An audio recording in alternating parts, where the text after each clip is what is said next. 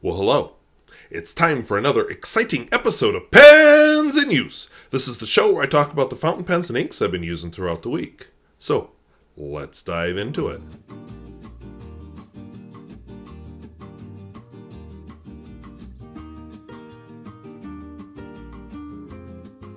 If videos like this interest you, where I talk about fountain pens both new and old and at all price points, I would invite you to subscribe. And, as you're well used to on this channel by now, we delve into some of the more obscure parts of the Dakotas. We're going to delve into Drake, North Dakota. So, hang on. We're going to go over some very snow-covered roads to get there. So, let's take a look at some pens. Alright, so these are the pens that I've been using this week. From left to right, I have a Neo Standard Writer by Nakaya. I have a Waterman Exception, Omas Ogiva, Omas 360, Pilot Custom 823, a Vintage Aurora 88, a Vintage Sheaffer, whoops, that one's turned, a Vintage Sheaffer 330, and a Vintage Sheaffer Imperial 2. As always on this channel, we'll be doing our writing sample in this seafood-flavored Cognitive Surplus Journal.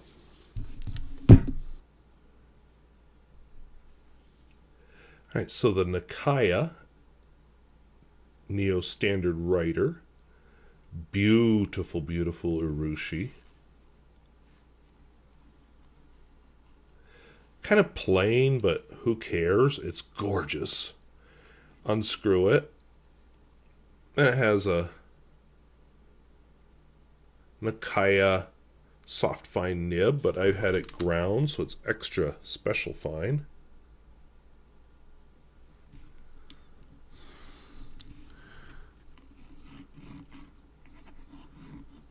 Yeah, isn't that great?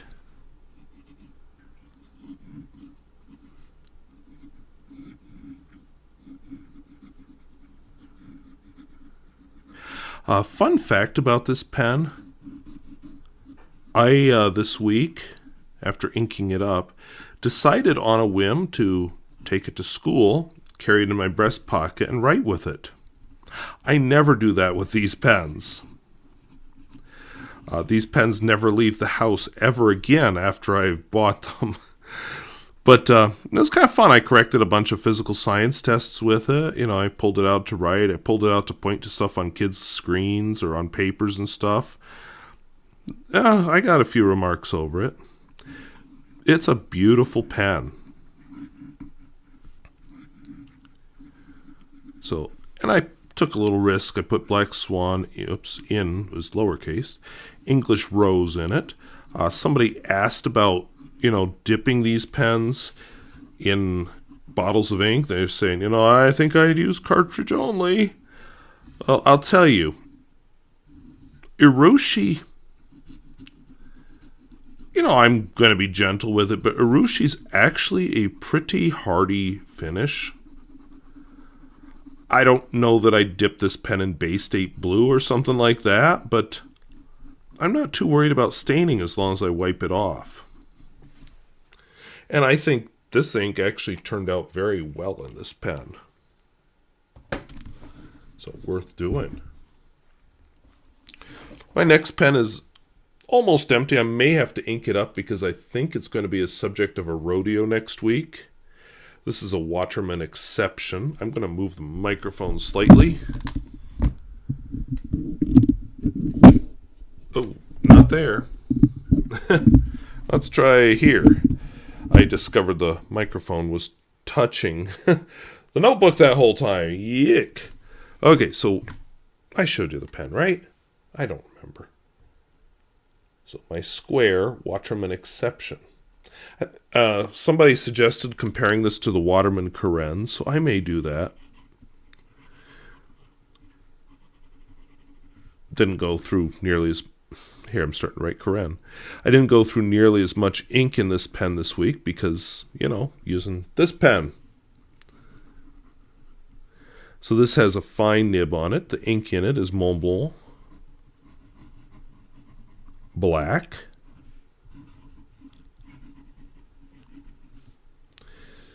It is, you know, black. I like it. Don't think it's going to become my go-to black. But it's been pretty well behaved. After I run this pen dry, I think I'm going to load it, what's left of it, up in a Pilot Custom 823. And then we'll be moving on to a new black, and I think I'll be ready to get out the Lamy 2000, because I want to finish my year with the Lamy 2000.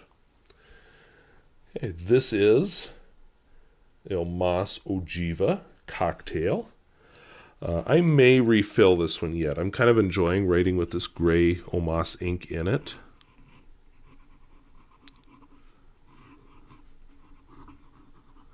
It's kind of like this Nakaya Neo Standard, but more line variation. So this is a medium with an extra flessibile nib, and the ink is the discontinued Omas. AS, not OS. Omas Gray. Just a decent gray. I have a gray I like better. I'm looking forward to using up this bottle of gray because I will have used up every single bottle of gray ink that I own. And I'll be able to settle on the one that I like.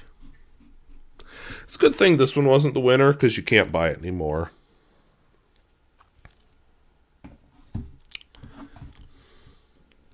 So this is my Omas 360. This was actually given to me. Has not an extra flessibile nib. This is what is it? I need my safety glasses over here to read that on the side. I can't tell. So we're just going to go with it. So this is the Omas 360.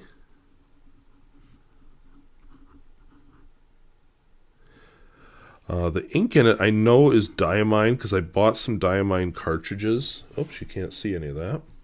I bought some Diamine cartridges. I'm leaning toward Ancient Copper. Don't know. Because I don't have the box that the cartridges came in. But it looks kind of like Diamine Ancient Copper. This is not a pen you fill from the bottle. I'll show you why in a second. This pen would never take a converter. I need to maybe dedicate a few cartridges or save a few cartridges so I can recycle them and use them over and over in this pen. Because check out this business. You twist the top here. Opens up a secret trap door with the cartridge in it. And, yeah, this is a fun pen to clean. He says sarcastically. All right, the Pilot Custom 823. This one has a broad nib.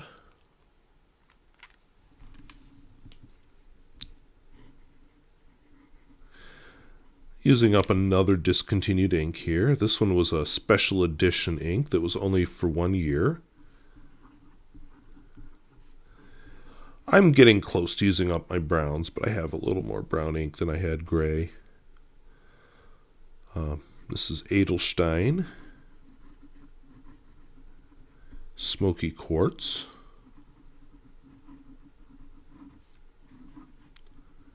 It's an okay brown. I'll be honest, brown has never been my favorite color. Which is ironic considering I live in a state that spends so much of its year being brown. You know, as everything dries up.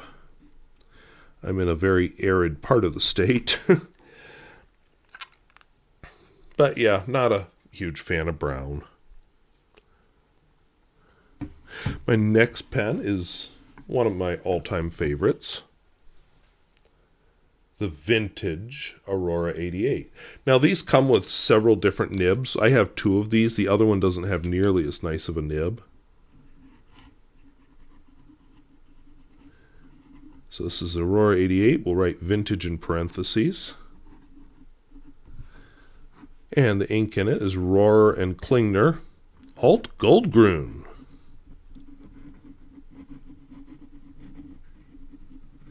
Which is, when I say I'm trying to get down to one ink in each color family, green is one of those colors where I don't care. This is in a category of its own. This, I'm hoping by doing that, maybe you can see its color. We'll put it back here. This is a beautiful color. There isn't really that much ink out there like it. After I use up this bottle, I have a bottle of Krishna Gat Green, which I'm going to use up. That won't take long because they're small bottles. But just a unique color. So then we'll take a trip to the 70s with this Sheaffer something 330.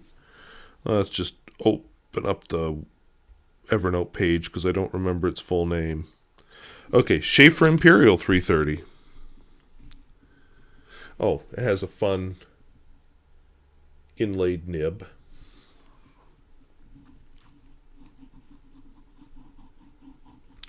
This pen could be a daily writer.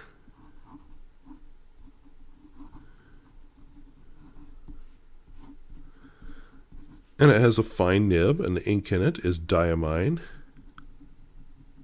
Damson. And purple is another color. You may have, to get the full range of purples, you might have to have several bottles. And you could well say, well, who needs several bottles of different shades of purple? Nobody. This is a luxury hobby. There's nothing practical about collecting fountain pens. I don't know if there's anything practical about any collecting, but, I enjoy it. So, that's all that matters. And my last pen, Sheaffer Imperial Deluxe 2, with a fun touchdown filler.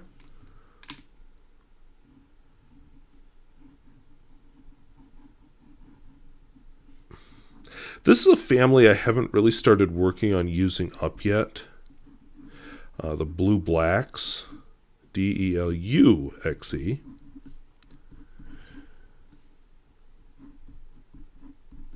So this one happens to be Pelikan 40001. Blue Black. Just a fun,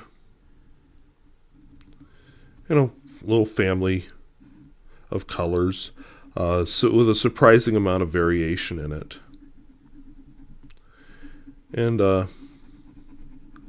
yeah, I enjoy using it very much. I think the Parker Blue Black is my favorite, but I have several.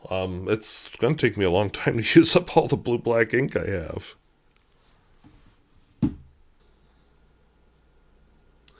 All right, so those are the pens and inks I've been using this week. I had my very rehearsed line there about covering the very snow-covered roads, or whatever it was I said. But, yeah, it was an interesting drive to get to Drake. I was actually headed to Minot for reasons, and I went, the scenic route. Also cuts distance off because I don't have to go all the way over to Bismarck. So I went through center North Dakota, got off the interstate at New Salem, and it's okay scenery on that route. Center was center. But anyway, I really wanted to see Drake, and then I thought, once I got to Highway 83, which is a big 4-lane through that part of the state, at Washburn, I was thinking, I could go to Drake through Butte, North Dakota, and hit a couple other really cool small towns, too, on the way. Yeah, not so much. So, we didn't get a blizzard where I live.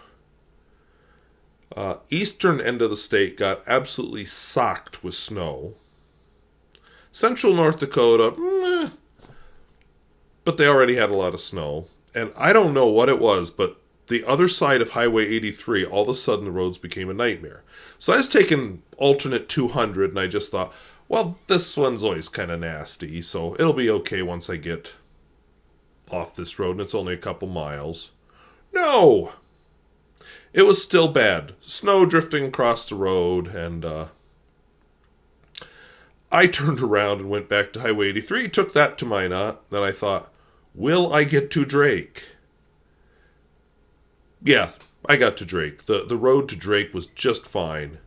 I wouldn't have wanted to go off that road, because any of the side roads to that road, what was it, 52, I think?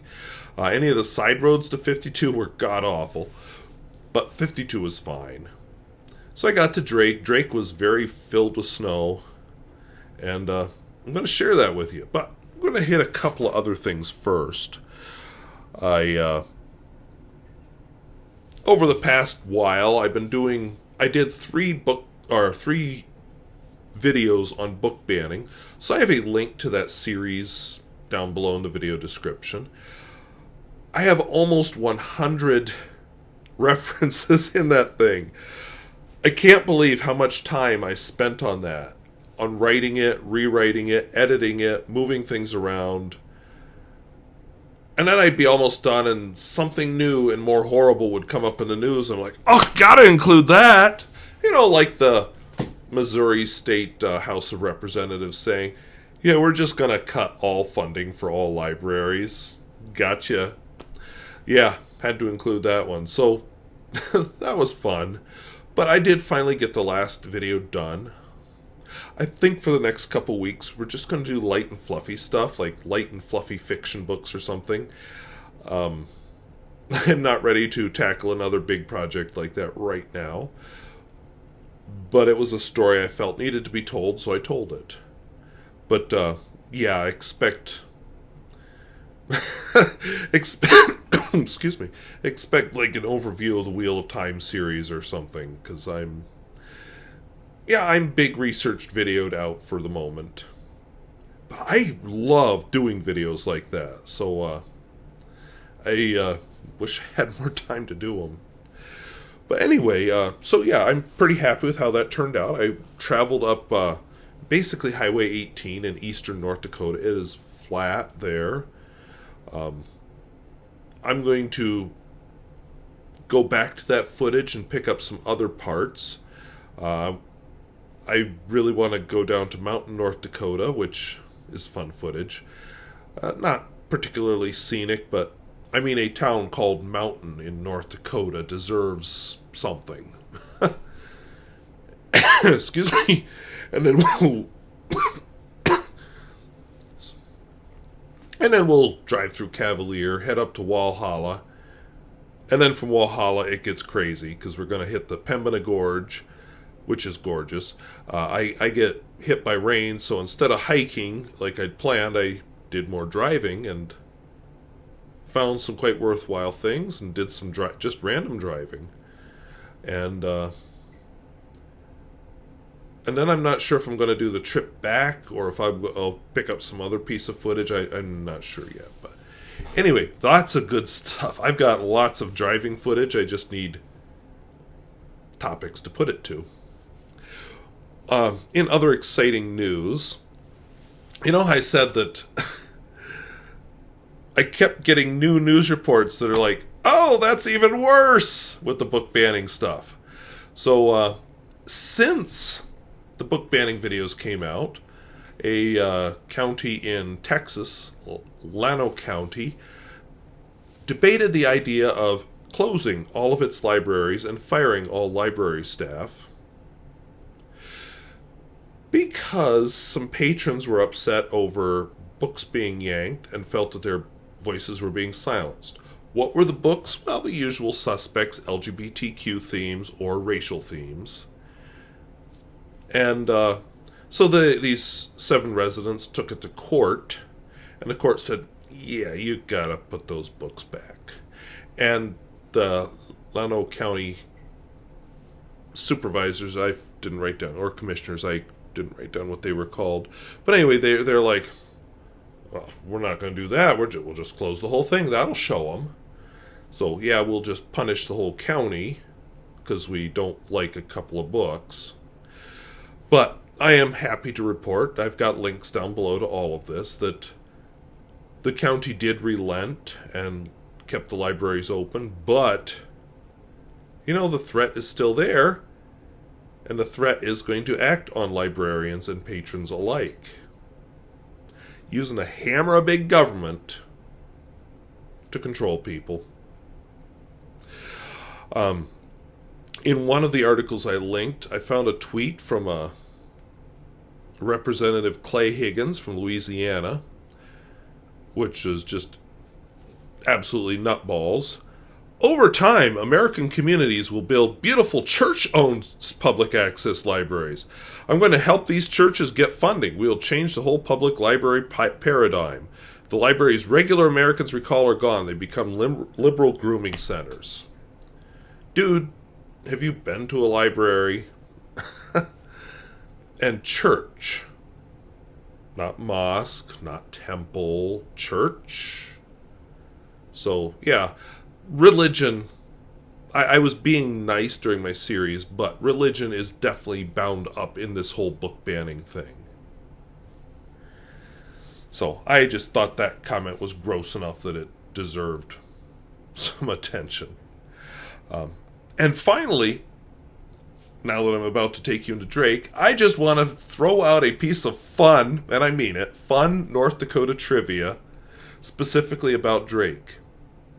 So there is a Dr. Seuss book called Horton Hatches an Egg, and in that book, Horton, who is an elephant who, sits on an egg, is captured by some people and sold to a circus, and the circus travels.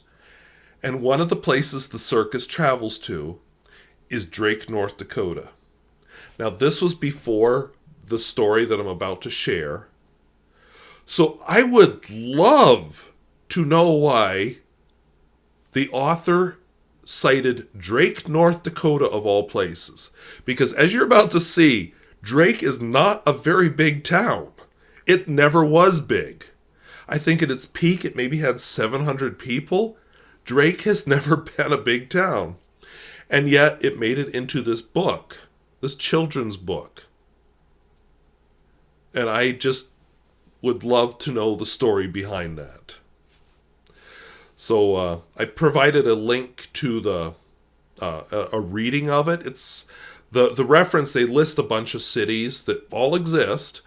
And it's like 2/3 to 3/4 of the way through the video, the audio link. It didn't have timestamps, so I can't give you an exact time. But anyway, if you're interested, find that, or maybe you have an old copy of the book.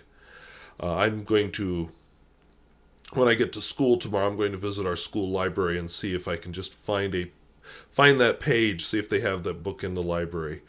That is so cool. That Drake, North Dakota got referenced in this book just kind of at random. So let's get on the road here and we'll visit Drake. I'll tell you a story, and it was kind of cold, so I'm going to use a little more driving footage than I might prefer. Hi, editing me here from the future. So I decided not to include the Drake driving footage, and I'll tell you why. When I wrote up that part of the script, it just turned out long. And if you remember back a couple of weeks, I was talking about how, if it's a really serious deep dive, it needs its own video. So I'm going to make the Drake driving footage into its own driving video. So I guess it'll be sort of a coda to the book banning series I was doing earlier. I did enjoy seeing Drake. Did not enjoy some of the roads I saw on the way there, but Drake was worth seeing, and just delving into some more of these articles that I hadn't read before. Got some more personal takes on it from people who actually were there. And saw some things that parallel current events and things we deal with now in school. So it's going to be its own video. I don't know if you can tell from my voice. I may not want to record it today. We'll see. But anyway, that's the plan. So sorry to disappoint you on Drake. Hopefully the voice recovers here today, but you know how such things go, so it may not. So the Drake footage may be delayed a week just so I can get my voice back. So anyway, I want to thank you for watching. We'll talk to you later. Bye-bye.